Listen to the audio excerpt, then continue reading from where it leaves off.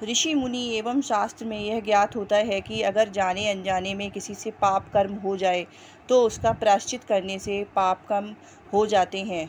इसी संदर्भ में एक विद्वान ने एक कथा का विवेचन करते हुए बताया था कि एक कस्बे में एक महात्मा रहते थे।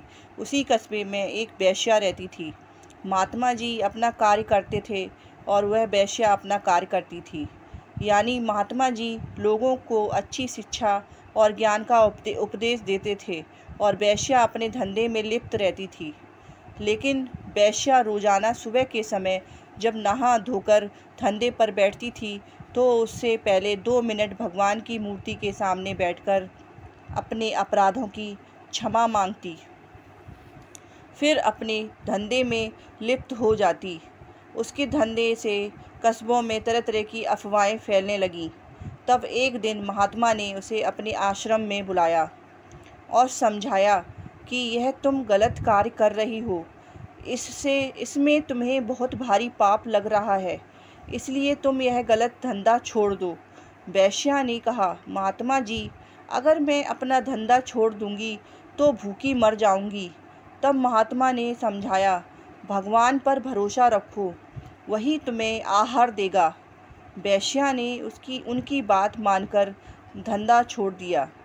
कुछ दिन तो उसने अपनी जमा पूंजी से काम चलाया, लेकिन जब वह जमा पूंजी खत्म हो गई तो वह महात्मा के पास जाकर बोली, मेरा सारा धन खत्म हो गया है, अब मैं क्या खाऊं? तब महात्मा ने कहा, भगवान पर भरोसा रखो, वह तुम्हें आहार जरूर देगा। वेश्या चुपचाप लौट आई। एक दिन वह भूखी सो गई। फिर दूसरा दिन बीता, तीसरा दिन बीता। जब उससे भूख बर्दाश्त नहीं हुई तो वह पहले की भांति अपने धंधे में लिप्त हो गई और वही क्रिया दोहराने लगी, अर्थात भगवान की मूर्ति के सामने 2 मिनट प्रायश्चित करती, फिर अपने धंधे में लग जाती। संयोग ऐसा हुआ कि कुछ दिन बाद महात्मा का देहांत हो गया और उसी दिन वेश्या भी मर गई। वैदिक धर्म की मान्यता के अनुसार दोनों की आत्मा उनके शरीर से निकलकर यमराज के दरबार में गई। धर्मराज ने वेश्या और महात्मा जी दोनों के पाप और पुण्य का लेखा जोखा किया। उसके बाद वेश्या को स्वर्ग और महात्मा जी को नरक में डालने का आदेश दिया। महात्मा जी ने यमराज से कहा, हे धर्मराज, आपके दरबार में अन्याय हो रहा है। मैंने जीवन भर लोगों को अच्छे मार्ग पर चलने का उपदेश दिया, फिर भी आप मुझे नरक में डाल रहे हैं। जबकि वेश्या ने जीवन भर पाप कर्म किया, उसे स्वर्ग दे रहे हैं। यह आपका कैसा न्याय है? तब यमराज ने महात्मा से कहा, हम धर्मराज, हमारे दरबार में कभी अन्याय नहीं होता।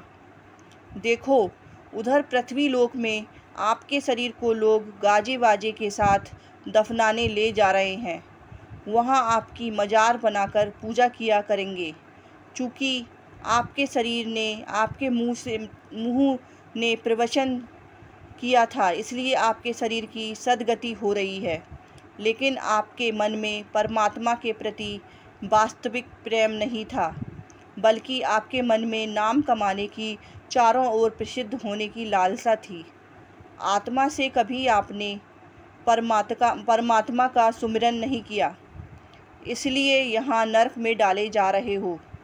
उधर दूसरी ओर वेश्या को देखो, उसने शरीर से पाप किया था, उसके शरीर को लोग घसीट कर नाले में फेंक रहे हैं।